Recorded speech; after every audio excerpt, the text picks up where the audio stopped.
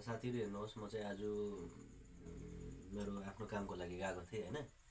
अनि बिहानदेखि नै मलाई ज्वरो सर्दी खाँसी लागिरहेको थियो, छाती दुखिरहेको थियो।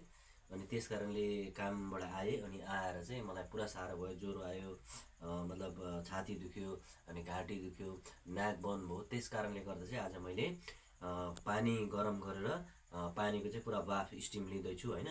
अनि त्यो गऱ्यो भने चाहिँ जस्तो तपाईको नाक पनि खोलिन्छ अनि गला पनि सफा हुन्छ भनेर चाहिँ मैले पानी उमालेर स्टिम गर्दैछु। तपाईहरुलाई पनि अगर यस्तो भयो भने चाहिँ तपाईहरुले गरम पानी बनाएर बाफ लिन सक्नुहुन्छ।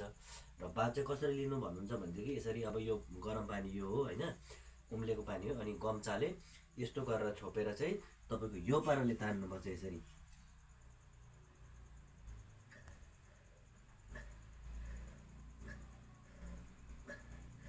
यस्तो गरेर चाहिँ तपाईको नाकबाट ताने, मुखबाट छोड्यो, अनि मुखबाट ताने, नाकबाट छोड्यो गरेपछि चाहिँ तपाईको यसले चाहिँ मतलब धेरै नै राम्रो हुन्छ। र तपाईहरुलाई यो मेरो भिडियो कस्तो लाग्यो तपाईले बताइदिनुहोस्। धन्यवाद।